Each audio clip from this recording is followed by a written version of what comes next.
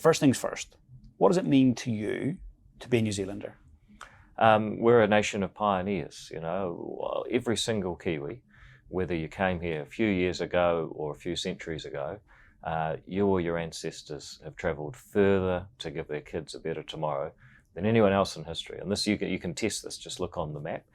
So we are a pioneering society, and we love that stuff about the Kiwi can-do attitude, the number 8 wire, and Hillary climbed Everest, and Blake won the America's Cup, and Kate Shepherd led the world for feminism. You know, I mean, we love all that stuff.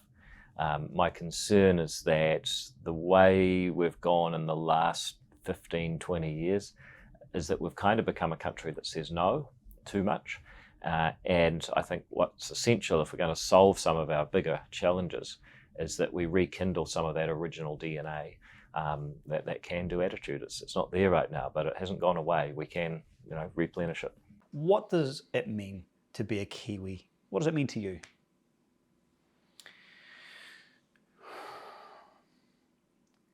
I don't think I had a terribly good sense of what it meant to be a Kiwi until I left the country. You know, it's the sense of kind of seeing what I was by what I was not. As a white person who speaks English, then, you know, there's a lot of other countries where there are white people who speak English. But it became very quickly apparent, you know, to me, that my values are shaped by the country that I'm from. Although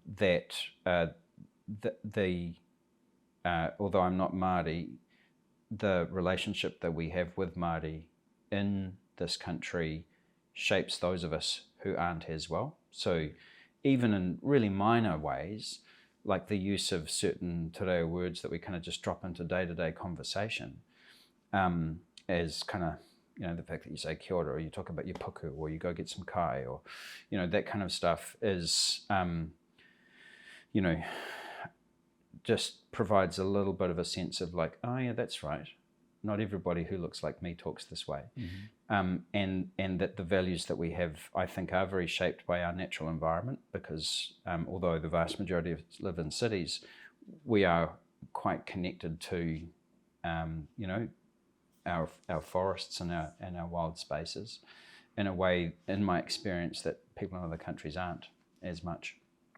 I think we're shaped by our location in the Pacific, and the fact that we're a long way from anywhere. Mm-hmm. I want to ask you, what does it mean to you to be a New Zealander? Yeah, I mean, I think being a Kiwi's defined my whole life, actually. I am incredibly grateful and blessed to be a New Zealander. Mm. I think it's given me a perspective on the world and who I am and what I'm about, and a way of being that I think has served me incredibly well. I think leaving here as a boy, you know, I was born in Bishopdale, Christchurch. I had young parents who left school at 15, 16. I went the first in my family to go to university. I joined a big global company, Unilever, and I got to see and experience the world. And as a Kiwi kid, you know, going out in the world, I learned to go to Australia, and you had to harden up and be a bit tougher and more direct to deal with Australians. So it's not personal, but they're just a bit more direct and straight up. When I got to England, it was slightly different. It was all about the intellectual underpinnings of your argument and making sure you had good rational justification for what you were doing. And there was some intellectual besting that would go on in the culture there. And then I went to America, and of course it's a place that just prioritises execution and getting things done. And so, and each of those places have real strengths and real things that they don't do so well either. You see the good and the bad of both, of all those country systems and the cultures, but you actually take those little bits from your experience and put it into your own kit bag as a leader. And but keeping my New Zealandness at the core and being able to be successful in those places was actually really important. So I think as Kiwis, we're really grounded. You know, we've got good general skills.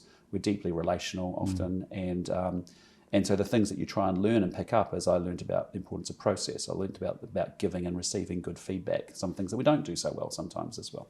100%. Get a sense of what does it mean to be a Kiwi. So if you ask me as a let's say an immigrant to New Zealand, what does it mean to be a Kiwi, and what's New Zealand about? It's, you know, the outdoors. You know, it's the outdoors. It's nature, but it's people and it's community, and it's that sense that people will rally together. And what we're missing up here is, what's that social cohesion bit? We haven't defined it. And of course, we have the treaty sitting here, and we have this sort of slight struggle over our identity. We had the flag referendum. So I think, well, what is it? And that's not a question for me to answer. It's a question for us to discuss. You look at the citizens' assemblies in Ireland at the moment. They're doing great work, and they're doing a big one around drug reform at the moment.